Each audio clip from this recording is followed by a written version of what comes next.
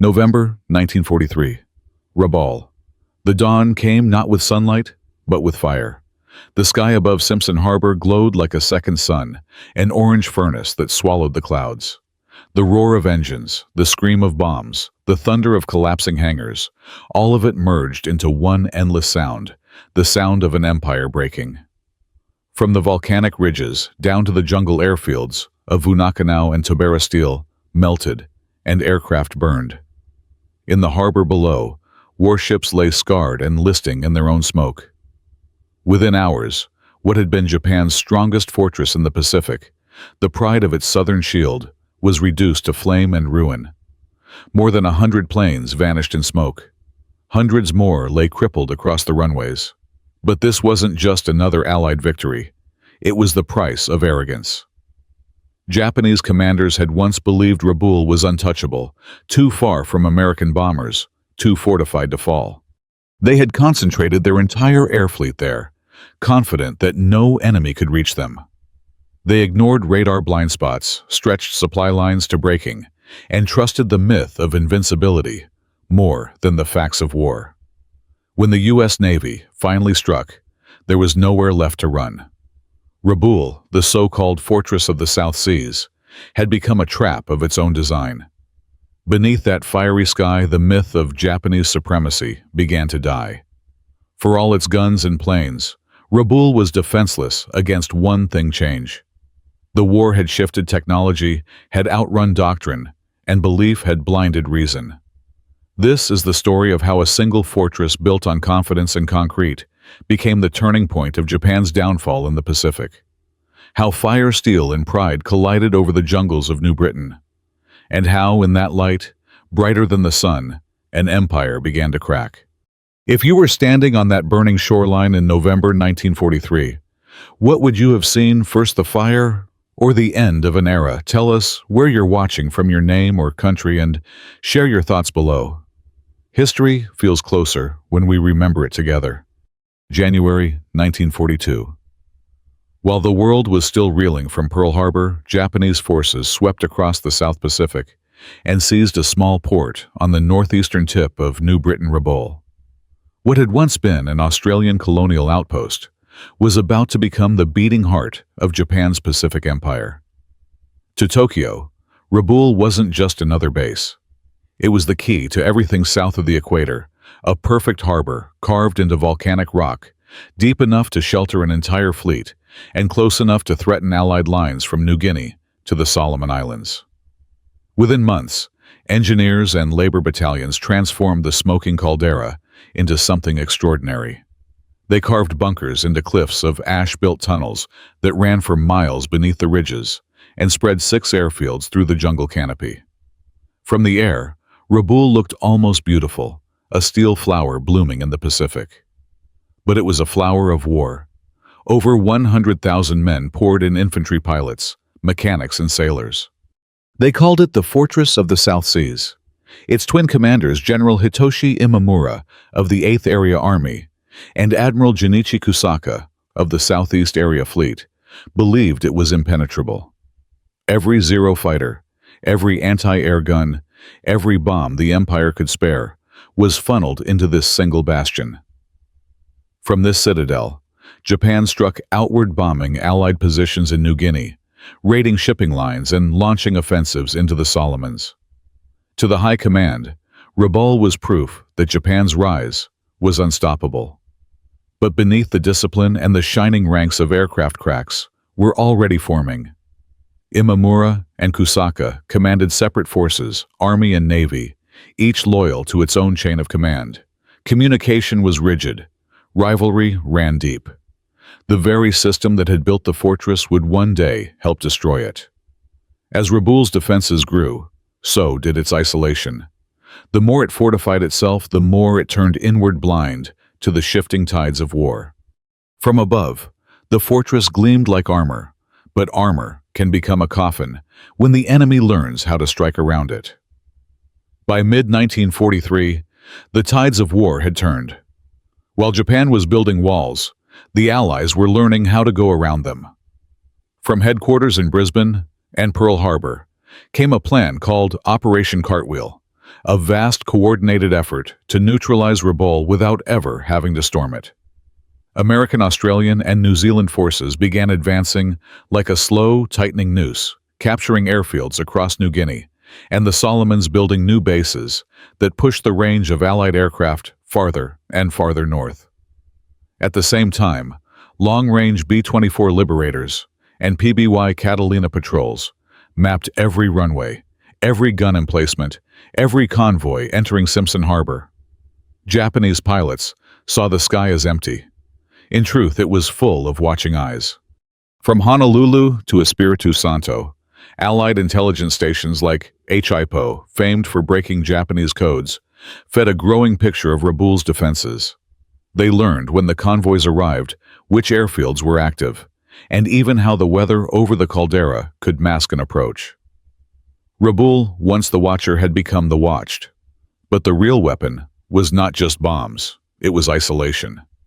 American submarines and PT boats began to choke the arteries that fed the fortress. Tankers vanished. Supply barges never returned. By the autumn of 1943, fuel was rationed, medicine was scarce, and every new mission meant one less aircraft that might ever fly again. Still, the Japanese command clung to faith. To Imamura and Kusaka, the answer to pressure was always the same: more planes, more men, more resolve. They could not yet see that the war had changed shape. For the Allies, distance was no longer a wall. The new F-6F Hellcats and TBF Avengers, fitted with external tanks, could now reach Rabaul from hundreds of miles away. What had once been a sanctuary was turning into a target. In dark photo labs on Guadalcanal, American analysts studied film reels that showed Rabaul's airfields, jammed with aircraft wing to wing, row after row. To one officer, it looked like a single spark away from hell. He wasn't wrong. Autumn 1943. In the humid bunkers beneath Rabaul's ridges, Japanese commanders made the decision that would seal their fate. Convinced that the Allies planned a direct invasion, General Imamura and Admiral Kusaka ordered nearly every available aircraft in the South Pacific to concentrate at Rabaul, more than 500 planes of every type. Zero's Betty bombers, Val's Judys, even night fighters. To them, it was the ultimate shield. To the Americans, it was a perfect target. At first glance, Rabaul looked invincible. Dozens of anti-aircraft guns ringed the harbors, and 6 airfields gleamed across the volcanic plain. But power, built on assumption, is fragile. The radar sets the Japanese installed primitive Type II Mark I units were short-ranged, often blinded by tropical storms and scattered without coordination. Army and Navy command centers used different frequencies, different codes, even different maps. A fortress, yes, but one divided by its own pride. Meanwhile, the Americans were mastering something far deadlier: coordination. PBY Catalinas, scouted by night coastwatchers, hidden on nearby islands, radioed every convoy, and B-24 reconnaissance flights mapped targets down to the hangar door. Every movement inside Rabaul's harbor was logged, analyzed, and passed to Allied carriers hundreds of miles away. The enemy was being dissected in real time. In Tokyo, officers still spoke of honor, of decisive battle, of standing fast. Dispersal was seen as cowardice, flexibility as weakness. That code of immovable strength, so central to Japanese doctrine, was about to be its undoing. By late October, Rabaul's runways were so crowded that pilots had to wait in line to take off. Maintenance crews slept beside their planes, engines half-tuned, fuel drums leaking in the rain. Overconfidence had created congestion, and congestion meant death. The fortress could no longer breathe. To the Allied strategists watching through reconnaissance lenses, it was simple arithmetic: too many targets, too little warning. All they needed was the right moment. And that moment was coming fast, silent, and merciless from beyond the horizon. November 2nd, 1943. Dawn crept over the Solomon Sea, and the sky above Rabaul was calm, too calm. Then from the southeast came the faint hum of engines. Moments later, hundreds of aircraft appeared over the horizon. American bombers, fighters, and torpedo planes from carriers and forward bases at Bougainville dove through the clouds and plunged straight into the heart of the fortress. The first strike was part of Operation Cartwheel's shield designed to protect Allied landings on Bougainville by crippling any Japanese fleet that might intervene. In the space of 90 minutes, Rabaul's airfields and harbors were engulfed in chaos. Fuel depots erupted like volcanoes. Hangars shattered into twisted metal. Pilots trying to take off never cleared the runway. The air filled with smoke and tracer fire as Zeros clawed upward, only to meet the heavier, faster F-6F Hellcats head-on. By noon, more than 100 Japanese aircraft were gone, burned, destroyed, or trapped in the wreckage of their own base. The Allies had lost barely a handful. But to Imamura and Kusaka, it was unthinkable that the fortress of the South Seas could be crippled so quickly. That night, inside their underground command posts, they told themselves the damage was temporary. The empire, they insisted, would rebuild. 3 days later, November 5th, the second hammer fell. From beyond the horizon, 2 American carriers, USS Saratoga and USS Princeton, launched more than 200 aircraft into the morning sky. The attack came at low altitude, timed perfectly with the tide and sun. Bombs found their marks along the docks and fuel stores, and explosions rolled across Simpson Harbor like thunder over a drum. Japanese sailors on deck watched in disbelief as cruisers Atago Maya Takao were struck and left burning. The air smelled of burning oil and iron, one survivor later recalled. It felt like the island itself was screaming. When the smoke finally cleared, Rabaul was no longer a fortress, it was a wound. Yet the worst was still to come. The sky itself was preparing to fall. November 11th, 1943. The sea was glassy, and the morning eerily still. Deep inside their bunkers, Japanese officers stared at flickering radar screens, unaware that beyond the horizon, the largest air assault ever launched in the South Pacific was already on its way. That morning, 5 American carriers, Essex, Bunker Hill, Independence, Saratoga, and Yorktown, opened their decks to the wind. More than 500 aircraft thundered into the air. Hellcats, Avengers, and dauntless dive bombers climbed into formation and vanished into the clouds, heading straight for Rabaul. At 10 a.m., the first wave broke through. The fortress that once bristled with pride erupted in confusion. Anti-aircraft guns barked weakly, then fell silent as bombs found their mark. The ground shook with every hit. Warehouses, hangars, and ammunition dumps vanished in plumes of black smoke. A fuel depot near the docks exploded so violently that its flames could be seen from Bougainville over 200 miles away. In the harbor below, Simpson Bay became an inferno. Oil burned atop the water, reflecting the sky in molten orange. Ships tried to flee, but collided amid the smoke. Pilots on both sides described the same moment. An island turned into a living furnace. One American radioed back simply, "The whole base is burning." Inside the command bunker, Imamura and Kusaka listened as messages crackled and died. Runway destroyed. Fuel gone. Comms cut. Then, only silence. By the time the last Avengers turned home, Rabaul was no longer a fortress. It was a carcass of steel and ash. Hundreds of aircraft lay shattered across its airfields. Its proud cruisers lay crippled in the harbor. The Americans had lost fewer than 20 planes. That night, sailors aboard U.S. destroyers watched the horizon glow crimson, the island still burning like a volcano of iron. For the 100,000 men trapped inside Rabaul, the realization settled in: they weren't defending a fortress anymore. They were prisoners of it.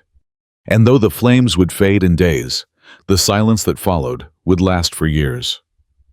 When the smoke finally cleared over Rabaul, the war had moved on, but the men trapped there had not. The fortress, once hailed as the southern shield of the empire, had become an island of silence. For Japan, the Battle of Rabaul marked more than the loss of a base. It was the loss of illusion. By early 1944, Rabaul was isolated, strangled by submarines and blockade. No ships arrived, no planes escaped. Fuel was gone. Spare parts were gone, and rations turned into thin rice gruel and jungle roots.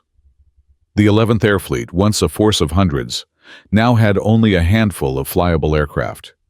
Pilots who had once soared proudly through Pacific skies now sat in dugouts, their uniforms rotting in the humidity, listening to the rain fall on rusting wings. But the orders from Tokyo never changed hold Rabaul. Even when holding meant starving, even when there was nothing left to defend. Thousands of soldiers dug deeper into the earth-building tunnels, workshops, hospitals, and underground city, where the light of the empire faded slowly, day by day.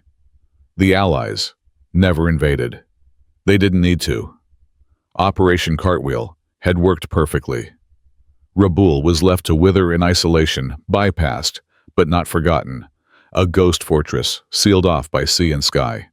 When Australian troops finally entered in 1945, they found a world frozen in time, wrecked planes half swallowed by vines, tunnels blackened by soot, and Japanese soldiers still standing at their posts, waiting for orders that would never come. One unknown soldier had carved 4 words into the wall of a bunker. We believed too much. History would later call Rabaul the Pacific's greatest fortress. But to those who lived and died there, it was a monument to hubris, a warning written in flame and silence. Not every empire falls to enemy fire. Some collapse under the weight of their own pride. Every empire has its Rabaul, the moment when belief outlives reality. When I think about Rabaul, I don't just see a fortress burning, I see a lesson written in flame. It reminds us that power isn't lost all at once. It fades when pride refuses to listen, when leaders mistake belief for truth. The fall of Rabaul wasn't just Japan's tragedy. It was a mirror for every empire that thought itself untouchable. If stories like this make you stop and think, stay with us. Subscribe, and walk with me through the quiet echoes of history, where every victory and every ruin still has something to say.